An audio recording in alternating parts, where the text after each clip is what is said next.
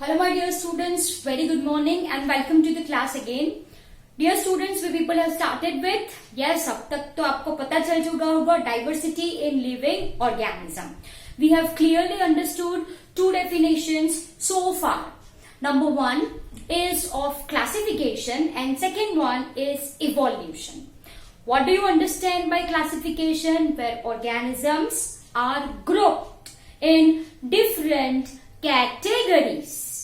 Okay, based on similarities and dissimilarities, इसको कहा जाता है classification. What is evolution? Yes, it's a gradual process. It's a slow process where body design of an organism changes with changing environment. तो इस हिसाब से that is relationship between classification and evolution. Yes, the organisms who is having old body design are primitive organisms and one which have new body design are called as advanced organism. This we people have done in your last lecture. Relationship between classification and evolution, we very well know that. जो primitive organism है, से for example giraffe की जो नेक है वो normal वाले, वो primitive है, उनका बॉडी ऑर्गेनाइजेशन सिंपल होता है. Whereas if I am talking about advanced organism, जैसे कि अब वो बड़ी नेक वाले है ना, तो दिस इज एडवांस्ड ऑर्गेनिज्म जो कि ज्यादा कॉम्प्लेक्स होते हैं. This organisms are more complex. अब ऐसा नहीं है कि ये कॉम्प्लेक्स ऑर्गेनिज्म में कोई चेंजेस नहीं होंगे, ऐसा नहीं है कि वो स्टेबल हो गए. अगेन विथ चेंजिंग एनवायरमेंट, अगर एनवायरमेंट चेंज होता है तो जो ऑलरेडी एग्जिस्टिंग ऑर्गेनिजम्स है उनमें भी कुछ चेंजेस आ सकते हैं. Am I clear? Okay, and yes, one more point that you people have to memorize, that all present day living organisms are product of evolution. अभी जो हम सारी species देखते हैं, this is product of evolution. Am I clear? Okay. Now dear students, we are moving on to the main core of chapter. अभी तक तो सारी इंट्रोडक्टरी पोर्शन थी, सारी इंट्रोडक्टरी बातें थी. Now we are moving on to a chapter that is the hierarchy of classification. Hierarchy मतलब क्या होता है बच्चों? Step wise. hierarchy का मतलब क्या? पहला स्टेप, दूसरा स्टेप, तीसरा, चौथा, fifth, sixth, seventh and so on, उसको hierarchy कहा जाता है. ठीक है, तो ईच स्टेप पे say for example, this is your step number 1, step number 2, step number 3, step number 4, step number 5, 6 and so on, है ना. तो each step is having category. each step पे particular category present होती है. Category बोलो या फिर ग्रुप बोलो. ग्रुप का नया नाम सिखाओ आपको. Yes, it is called as your taxa. Are you people getting my point? मैंने क्या बोला? हायरार्की ऑफ क्लासिफिकेशन मतलब स्टेप वाइज, पहला, दूसरा, तीसरा, चौथा, पांचवा. एंड ईच स्टेप, ये पहला स्टेप है, वहां पे कोई एक ग्रुप है. ये दूसरा स्टेप है, वहां पे भी कोई एक ग्रुप है. तीसरा स्टेप, वहां पे भी कोई एक ग्रुप है. ग्रुप को ही बोला जाता है कैटेगरी या फिर टेक्सा, और else you can say it as a rank.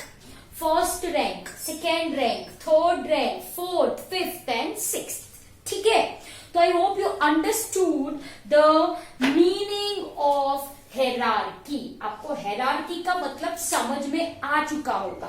Okay, so dear students, I am going to rub it off or I am giving 2 minutes time. You people note this roughly in your notebook. चलो फटाफट ये आप अपनी notebook में draw कर लीजिए फटाफट.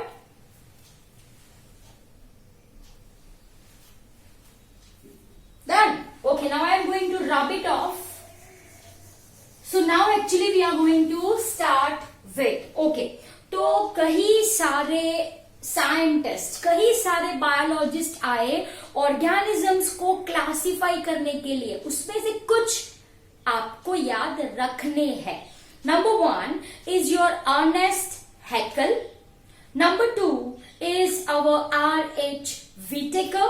And number 3 is our verse. Are you people getting my point? I am writing the name Ernest Haeckel. Okay. In the year 1894. In the year 1894. ठीक है. फिर कौन आया? Robert Whittaker. So R.H. Whittaker I am going to write. Okay, in the year 1969. Okay, in the year here I am writing 1969. Okay, फिर कौन है आपके? Carl Woese. Okay, Carl Woese. ठीक है. He came in the year 1977. So this is very much important. ये तीन scientist के names are very much important. Ernest Haeckel in 1894, R.H. Whittaker in 1969 and Carl Woese in 1977. These are the scientists, biologists who gave a classification of organisms and they broadly categorized organisms into kingdom. Are you people getting my point? Yes or no? They gave a broad category जिसको क्या बोला जाता है बच्चों? Kingdom बोला जाता है. ठीक है. They classify all living organisms in a broad category. ठीक है. Called as kingdom. We very well know that if I am talking about kingdom, right? आपने सुना होगा kingdom में बहुत सारे organisms आ जाते हैं. And these kingdoms are namely, actually they proposed 5 kingdoms. कितने kingdoms propose किए उन्होंने? 5 kingdoms they proposed and I am going to write its name. I am going to write its name. Number 1, Kingdom Monera. Kingdom Protista. Kingdom Fungi. Kingdom Plantae. And Kingdom Animaliae. Are you people getting my point? Yes or no? Are you people getting my point? Yes. तो ये 3 scientist है बच्चों. 3 scientist हैं, right? Ernst Haeckel, R.H. Whittaker, Carl Woese. They classify living organisms into broad category, namely kingdom. कितने kingdom दिए इन्होंने? 5 kingdom दिए. That is Kingdom Monera, Kingdom Protista, Kingdom Fungi. Last 2 is very easy for you to memorize. Kingdom Plantae and Kingdom Animaliae. ठीक है. तो ये जो kingdom एनिमलिए है, ये किंगडम में सारे एनिमल्स आ जाते हैं. मतलब humans will come, dog, cat, lion, tiger, all insects, fishes, birds, mollusc, arthropods, annelids, ये सारे के सारे आपके एनिमल्स में आ जाते हैं. If I am talking about plants, तो plants, each and every plant, even algae, जो लील आप बोलो, algae जो आप देखते हो, this all comes under kingdom Plantae. So you can say it's a broad category. It's a broad category जिसमें सारे organisms, similar organisms are placed together. ठीक है बच्चों? Okay. Now ये जो kingdoms है, वो किस basis पे दिए गए? ये जो kingdom है ना? What is the, I can say, base of classification? What is the base of classification? This way I am writing. What is the base of classification? क्या बेस है क्लासिफिकेशन का? मैंने आपको वो कुछ बेसिक कैरेक्टरिस्टिक समझाई थी, right? So number 1 is cell structure. Number one is cell structure. Prokaryotic है या फिर यूकैरियोटिक ऑर्गेनिज्म है. So this is cell structure. Second, ये किंगडम हुए on the basis of their body design और I can say their body structure, जैसे कि unicellular है ना एंड मल्टी सेल्यूलर. फिर क्लासिफिकेशन करा गया on the basis of mode of nutrition. ठीक है, या तो ऑटोट्रॉफिक हो या फिर हिटरोट्रॉफिक हो. Are you people getting my point? Yes. So this classification was done on the basis of this point: cell structure, body design, mode of nutrition. जैसे कि मैं आपको अगर बताऊं तो मोनेरा, किंगडम मोनेरा में कैसे ऑर्गेनिजम्स है? सारे के सारे प्रोकैरियोट्स है and they are unicellular. Protista में कैसे ऑर्गेनिजम्स है? यूकैरियोटिक है लेकिन वो भी यूनिसेल्यूलर है. Sorry, okay, unicellular. Okay, fungi plantae animalia में यूकैरियोटिक, सारे के सारे यूकैरियोटिक है. ठीक है, but their mode of nutrition is different. Fungi saprophytic, saprophytic का मतलब जो डेड ऑर्गेनिज्म पे डिपेंडेंट है वो.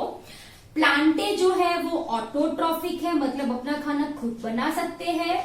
हिटरोट्रॉफिक मतलब we are dependent on plants for food. ठीक है, so based on this criterias ये क्लासिफिकेशन दिया गया है. Okay, Monera, Protista, Fungi, Plantae and Animalia. So simple it is.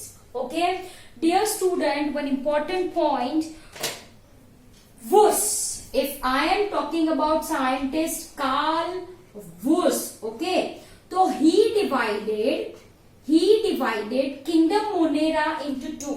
He divided Kingdom Monera into two, namely Archaebacteria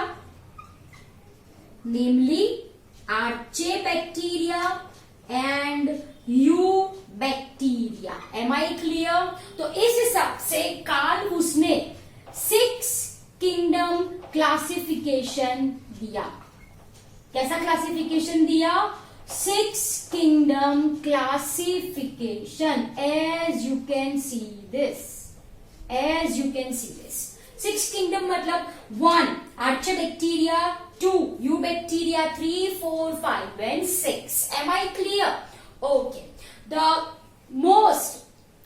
widely accepted classification is one given by R.H. Whitaker, and that is 5 kingdom classification. That is 5 kingdom classification. Am I clear? Right? So dear students, pause your video for a minute and note it down in your notebooks as I want to rub the board and continue the topic. While you people are writing, I am just revising Ernest Haeckel in the year 1894, R.H. Whitaker 1969, Carl Woos 1977. Broadly classify organisms into kingdom. We are having 5 kingdom. Widely accepted one given by R.H. Whitaker, that is Monera, Protista, Fungi, Plantae, Animalia. Monera is further divided by Carl Woos into 2 kingdoms, that is your Archaebacteria and Eubacteria. ठीक है, the classification was done on the basis of cell structure. Prokaryotic है, eukaryotic है. Body design unicellular है, multicellular है. Mode of nutrition autotrophic है, heterotrophic है. Am I clear? Okay, तो I hope you got this point really very well. So I am going to rub it off. चलो, अब ये तो हो गया आपका ब्रॉड कैटेगरी. ये तो हो गया क्या आपका ब्रॉड कैटेगरी, है ना। फिर इसके नीचे छोटे छोटे ग्रुप्स बने, उसके नीचे छोटे छोटे क्या बने, सब ग्रुप्स बने। Are you people getting my point? And that is what we are going to understand next. Hierarchy, वो स्टेप्स तो दिखाने पड़ेंगे ना आपको। ये तो मैंने सिर्फ बोला सबसे ऊपर जो है, सबसे ऊपर वो है किंगडम। सबसे ऊपर क्या होता है बच्चों? होता है kingdom. Okay, this is the highest rank. सबसे ऊपर जो होता है वो होता है kingdom, which includes all organisms. फिर इसके नीचे जैसे जैसे आप ऊपर से नीचे आ रहे हो, सिमिलैरिटीज बढ़ती चली जाएगी। Are you people getting my point? For this I am going to write one thing that you people have to memorize. Kids मतलब आप, है ना, kids prefer chocolate over fried green spinach, है ना। आप सबको स्पिनच मतलब पालक से खाना अच्छा तो क्या लगता है? चॉकलेट, है ना। Yes, abbreviations. Kids for kingdom prefer chocolate over fried green spinach. And now I am writing P stands for phylum. Okay, P stands for phylum. Okay, then C stands for class, O stands for order, F stands for family, G stands for genus, S stands for species. Are you people getting my point? So, kids prefer chocolate over fried green spinach. तो ये है taxonomic hierarchy. बच्चों ये क्या है? This is taxonomic hierarchy. Are you people getting my point? First step, second, third, fourth, fifth, sixth, seven, ये है highest rank. तो सबसे lowest rank आप देख सकते हो। Yes, lowest rank constitutes your species. Am I clear? So ये आप लिख लो, kids prefer chocolate over fried green spinach, kingdom, phylum, class, order, family, genus, species. Okay, one point you people have to memorize. ये phylum है। phylum word use होता है animals के लिए। Okay, whereas a word that is division, phylum की जगह पे division अगर मैं बोलूं तो this I am talking about plants. This I am talking about plants. Are you people getting my point? Yes or no? है ना। तो देखो डियर स्टूडेंट्स, जैसे जैसे जैसे आप ऊपर से नीचे आ रहे हो, ऊपर से नीचे, ऊपर से नीचे, तो जो सिमिलैरिटीज है ऑर्गेनिज्म के बीच में वो क्या होगी? इंक्रीज होगी। मतलब से for example animal, if I am talking about, तो यहाँ पे animal kingdom if I am saying, है ना, तो एनिमल किंगडम में तो बहुत सारे एनिमल्स हैं। जैसे जैसे आप नीचे चले आ रहे हो, there comes only one group of organism that forms species. At the very same time if you are going from down to up, नीचे से ऊपर जा रहे हो, say for example if I am talking about humans, तो वो एक species है ना।